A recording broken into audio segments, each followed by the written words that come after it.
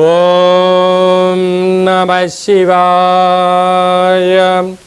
ఓం నమో నారాయణాయ. ఓం నరదృష్టి నివారణ కాల భైరవాయ నమో నమః. ఓం దిగంబరాయ విద్మహే గరుడ వాహనాయ ధీమహి తన్నో నరదృష్టి నివారణ కాల భైరవ ప్రచోదయాత్. హరి ఓం. ప్రణో దేవి సరస్వతి వాసేభిర్వాసినీవతి ధీనామవిత్రివతు మహాసరస్వత్యై నమః. హరి ఓం. మా ఛానల్కి స్వాగతం.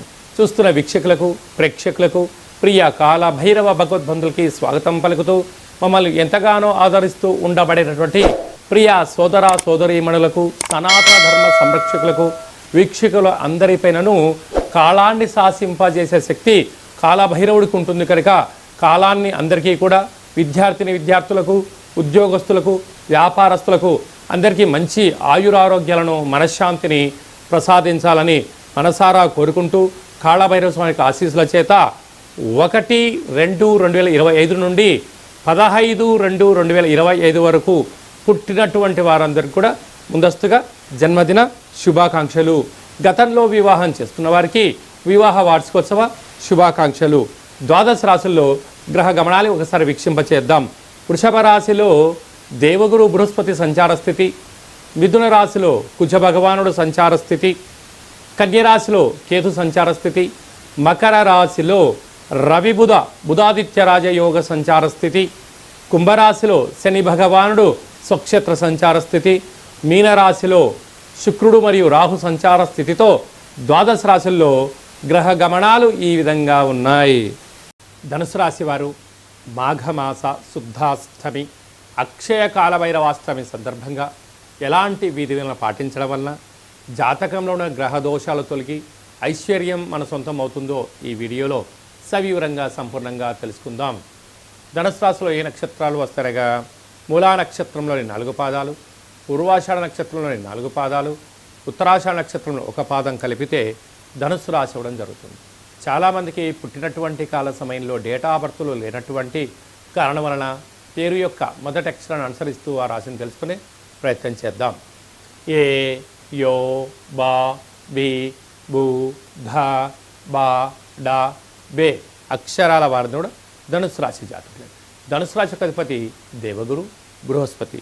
వీరికి ఏడాది తర్వాత రవి భగవానుడు ధనవాక్కు కుటుంబ స్థానంలో బుధాదిత్య రాజయోగం ఉండడం వలన ఉద్యోగం ప్రయత్నం చేసేవారికి ఉద్యోగము, విదేశాలకి వెళ్ళాలనుకునే వాళ్ళకి కోరిక నెరవేరడం, ప్రభుత్వం నుండి వీళ్ళకి రావాల్సినటువంటి లావాదేవీలు కానీ డబ్బులు కానీ పత్రాలు కానీ పర్మిషన్స్ కానీ వచ్చే అవకాశాలు చాలా అధికంగా ఉన్నాయి. లేక తృతీయంలో శని భగవానుడు ఉండడం వలన తల్లిదండ్రులతో, అన్నదమ్ములతో, అక్కా చెల్లెలతో, పొరుగువారితో, మీ చుట్టుపక్కల ఉండబడడంతో సఖ్యత చాలా అవసరం. వాళ్ళ అవసరం ఉన్నంత వరకే మిమ్మల్ని తలపైన పెట్టుకుంటారు. వాళ్ళ అవసరమైన తర్వాత మిమ్మల్ని నీళ్ళ మీద తీసుకొచ్చి పెడతారు. ఈ విషయాన్ని మీకు బాగా తెలిసి తీరాలి.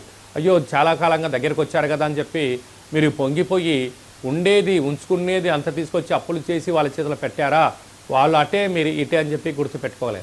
అర్ధాస్తమ శుక్రుడు, అర్ధాస్తమ రాహు కారణం వలన ఆరోగ్య పరిస్థితి అంతంత మాత్రంగా ఉంటుంది. నరాల బలహీనత, వెన్నెముక సమస్యలు, రక్త ప్రసరణలో మార్పులు, చిరాకులు, ఇబ్బంది ఉండే పరిస్థితి చాలా అధికంగా ఉంటుంది కూడా గమనించగలగాలి. పైన లావాదేవీల విషయంలో కూడా ఎంతో జాగ్రత్తలు అవసరమని చెప్పి కూడా మీరు గుర్తుపెట్టుకోగలగాలి.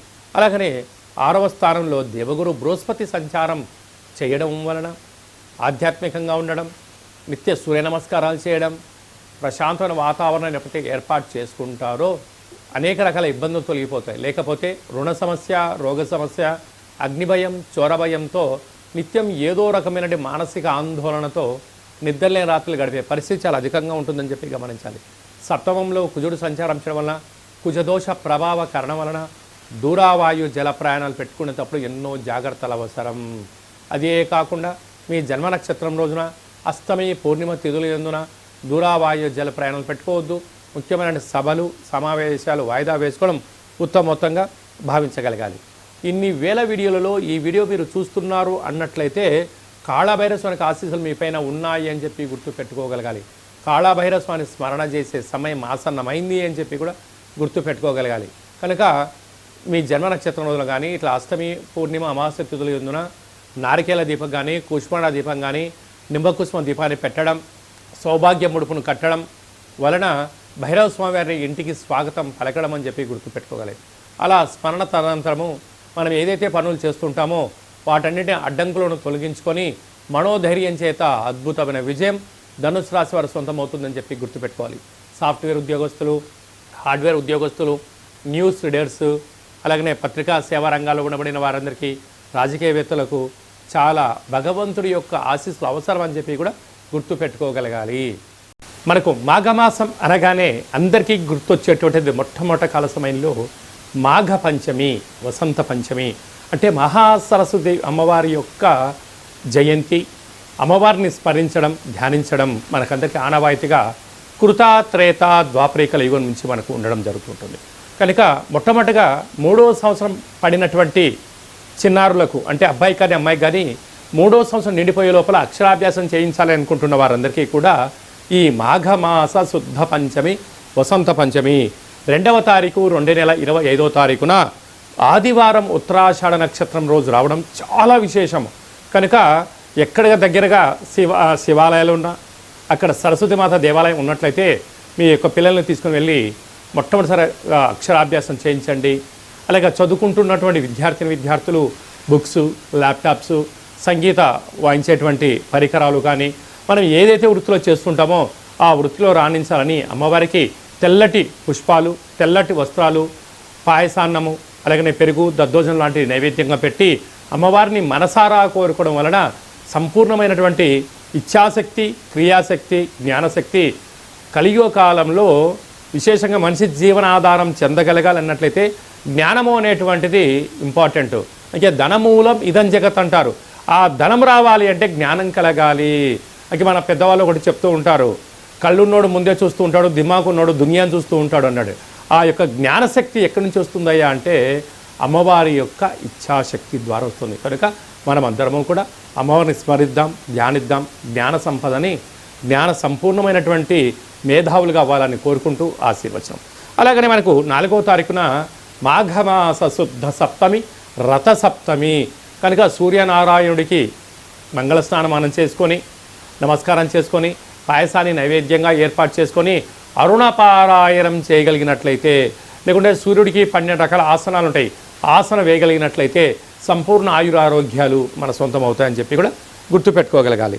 12వ తారీఖున మాఘమాస పూర్ణిమ. అంటే మాసాలలో మాఘమాసానికి చాలా వైవిధ్యభరితమైనటువంటి లక్షణం ఉంటుంది. ఆమాకావై అంటారు. ఆషాఢ, కార్తీక, మాఘ, వైశాఖ మాసంలో ప్రత్యేకత. అందులో మాఘ పూర్ణిమకు చాలా ప్రత్యేకత ఉంటుంది. కనుక నదీ స్నానము, సముద్ర స్నానము, శివుడికి రుద్రాభిషేకము, యజ్ఞము, యాగము, దానము, క్రతువు, శ్రీ రమా సహిత సత్యనారాయణ స్వామి యొక్క పూజ చేసుకోవడం వలన మనకు సంపూర్ణ ఆయురారోగ్యాలు, ఆధ్యాత్మిక శక్తి మన సొంతమవుతుందని చెప్పి గమనించాలి. మాఘమాసంలో 5/2/2025 మాఘమాస శుద్ధ అష్టమి, అక్షయ కాళభైరవాష్టమి. కనుక కాళభైరవ స్వామిని స్మరణ చేసిన, ధ్యానం చేసిన, ఇంట్లో నారికేల దీపాన్ని ఉంచిన, కూష్మాండ దీపాన్ని ఉంచినట్లయితే అద్భుతమైన అష్ట కష్టాలన్నీ తొలగిపోయి అష్ట ఐశ్వర్యాలు మన సొంతం అవుతాయని చెప్పి గమనించాలి. అలా కుదరని పక్షంలో ఈ కింద మనం సంప్రదించినట్లయితే, మీ గోత్రనామాలు పంపించినట్లయితే మీకు కాళభైరవ స్వామి యొక్క పూజ, ముడుపు, దీపము, హోమ కార్యక్రమంలో నరదృష్టిని ఎలా నివారించుకోవాలో తెలియజేయడం జరుగుతుందని చెప్పి కూడా గమనించగలగాలి. పాత్రల యందు అక్షయ పాత్ర వేరయా అంటారు పెద్దవారు. ఈ యొక్క పాత్ర కంచు పాత్ర. ఈ యొక్క కంచు పాత్రను మనం ఎలా సద్వినియోగపరచుకోవాలో ఒకసారి గమనిద్దాం.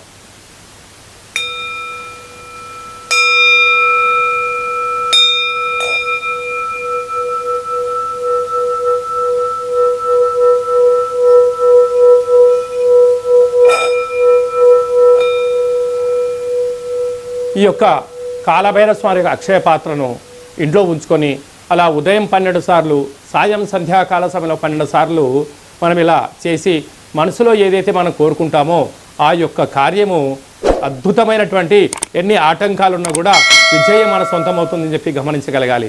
కనుక ఈ వీడియో మీరు చూస్తున్నారు అన్నట్లయితేనే కాళభైరవ స్వామి ఆజ్ఞ మీ పైన ఉంది అని చెప్పి మీరు గమనించగలగాలి. అలాగా కాలభైరవ స్వామి స్మరణ చేసే సమయం ఆసన్నమైంది అని చెప్పి మనం కూడా గుర్తు పెట్టుకోగలగాలి. ఈ శబ్దాన్ని వినడం, శబ్దాన్ని ఇంట్లో చేయడం వల్ల ఇంట్లో నరదృష్టి, వాస్తు దృష్టి, సకల దుష్టగ్రహ దోషాలు తొలగిపోయి విద్యార్థులకు విద్య, ఉద్యోగం రాని వారికి ఉద్యోగము, వివాహం కాని వారికి వివాహము, సంతాన యోగము, రాజయోగాలన్నీ మన సొంతం చేసే శక్తి కాలభైరవ స్వామి మనకి ఇవ్వడం జరుగుతుందని చెప్పి గమనించాలి. ఈ పాత్రతో పాటు కాలభైరవ స్వామి యొక్క పిరమిడు, డాలరు, కంకణము మీకోసం ప్రత్యేకంగా కాలభైరవ హోమం చేయించి 27 రకాల వస్తువులతో దిష్టి దించి పంపించడం జరుగుతుంది. కనుక ఆసక్తి గలవారు ఈ కింద సంప్రదించి కాలభైరవ స్వామి అక్షయ పాత్రను ఇంట్లో పెట్టుకొని కష్టాలకు స్వస్తి పలికి ఐశ్వర్యానికి ఆనంద స్వాగతం పలకాలని చెప్పి చిన్న ఆశీర్వచనం. అలాగే మీ వ్యక్తిగత జాతకం తెలుసుకోవాలనుకుంటున్నారా? మీ యొక్క పేరు, పుట్టినటువంటి తేదీ, నెల, సంవత్సరం, సమయం రాసి మీరు వాట్సాప్లో పంపించగలిగినట్లయితే 100 సంవత్సరాల జాతకాన్ని రాసి పంపించి పుట్టినప్పుడు గ్రహ గమనాలు ఎలా ఉన్నాయి, ప్రస్తుతం ఎలా ఉంటున్నాయి, రాబోయే కాలంలో ఎలా ఉండబోతున్నాయో సవివరంగా సంపూర్ణంగా తెలియజేయడం జరుగుతుందని చెప్పి కూడా గమనించాలి. అలాగనే చాలామందికి పుట్టినటువంటి కాల సమయంలో డేట్ ఆఫ్ బర్త్లు రాసుకోనటువంటి కారణం వల్ల తెలియదు అన్న కారణం చేత ఎవరైతే ఉంటారో వారి యొక్క ఫోటో, పేరు, వయస్సు రాసి పంపించినట్లయితే మీ పేరు పైన ఏ రాశి వస్తుంది, రాశి యొక్క గమనాలు ఏంటి, భూత భవిష్యత్ వర్తమానాన్ని తెలియచేస్తూ గవ్వళ ద్వారా, రమణ శాస్త్రం ద్వారా, కాళభైరవ ఉపాసన చేత భూత భవిష్యత్ వర్తమానాన్ని తెలియజేయడం జరుగుతుంది. కనుక జాతకాన్ని తెలుసుకుందాం. 2005వ సంవత్సరంలో ఎలా ఉంటుంది, రాబోయే కాలంలో ఎలా ఉండబోతుంది, ప్రకృతి యొక్క గమనాలను తెలుసుకుంటూ మనిషి జీవన గమనాన్ని ముందుకు తీసుకెళ్లే ప్రయత్నం చేయడం జరుగుతుంది. కనుక మనమందరం జాతకాన్ని తెలుసుకుందాం, జీవితాన్ని స్వర్ణమయం చేసుకుందాము అనేటువంటిది ఒక చిన్న విన్నపం. ఆసక్తి గలవారు ఈ కింది నెంబర్ను సంప్రదించి అపాయింట్మెంట్ తీసుకొని సంప్రదించగలరు. అలాగా మీ అబ్బాయి కానీ అమ్మాయి కానీ పుట్టినటువంటి వారికి ఎలాంటి పేర్లు పెట్టాలనుకుంటున్నారా? ఆధ్యాత్మిక పేర్లను ఇక్కడ మీకు చెప్పడం జరుగుతుంది. అలాగా వివాహం కానటువంటి అబ్బాయికి కానీ అమ్మాయికి కానీ మీ యొక్క జాతకంలో ఎలాంటి యోగం ఉంది, ఎలాంటి దోషం ఉంది, ఎలాంటి వారిని వివాహం చేసుకుంటే యోగం కలిసి వస్తుందని కూడా తెలియచేయడం జరుగుతుంటుంది. అలాగే భార్యాభర్తలు తరచుగా గొడవ పడుతున్నారా? ఎందుకు గొడవ పడుతున్నారు? వారి యొక్క పరిస్థితులు ఏంటి? జాతకంలో కానీ జీవితంలో కానీ ఎలాంటి మార్పులు చేసుకుంటే విపరీతమైన రాజయోగం వారి సొంతం అవుతుందో కూడా తెలియచేయడం జరుగుతుంది. లేకపోతే వారు ఎవరికి వారే యమునా తీరే నిత్యము కలహాలు, గొడవలు, పోలీస్ స్టేషన్లు, కోర్టు సమస్యలు, విడిపోతారు. మీరిద్దరు బాగానే ఉంటారు, కానీ మీకు కలిగిన సంతానం పరిస్థితి ఏమిటి అనేది ఒక్కసారి మీరు ఆలోచించగలిగినట్లయితే ఏ కుటుంబంలో భార్యాభర్తలు వివాదాలకు దూరంగా ఉంటారు. అలాంటి సలహాలు, సూచనలు ఇవ్వడం జరుగుతుంది. కనుక మనమందరం కూడా ధర్మాన్ని తెలుసుకుందాం, జ్యోతిష్యాన్ని తెలుసుకుందాం, జీవితాన్ని సార్థకత చేసుకొని చరిత్రలో మనందరి పేర్లు నిలబడిపోయేటువంటి ప్రయత్నం చేద్దామనేటువంటి ఒక చిన్న విన్నపం. కనుక అందరికీ శుభం, జయం, లాభం కలగాలని కోరుకుంటూ ఆశీర్వచనం. ఓం శతమానం భవతి శతాయు పురుష సతేంద్రియ ఆయుష్యేవేంద్రియే ప్రతిష్టతి ధనం ధాన్యం బహుపుత్రలాభం శత సంవత్సరం దీర్ఘమాయు సర్వే జనా సుఖినో భవంతు లోకా సమస్తా సుఖినో భవంతు సర్వం కాళభైరవ దేవతార్పణమస్తు. హరి ఓం. ఈ వీడియో మీకు నచ్చినట్టయితే లైక్ చేయండి, షేర్ చేయండి. ఆధ్యాత్మికమైన వీడియోలు అందరికన్నా మీరు ముందుగా చూడాలనుకుంటున్నట్లయితే, అందరికన్నా మీ జీవితాన్ని మీరు ముందే తెలుసుకోవాలి అనుకుంటున్నట్లయితే గంట సింబల్ ప్రెస్ చేయండి, ఆల్ అనే బటన్ తెలియచేయండి. ఆధ్యాత్మిక భక్తి సమాచారాన్ని మీరు ఎవరి క్షేమాన్ని అయితే కోరుకుంటున్నారో, లేక మీ క్షేమాన్ని ఎవరైతే కోరుకుంటున్నారో వారికి ఈ వీడియోను ఫార్వర్డ్ చేసి హిందూ ధర్మాన్ని కాపాడండి.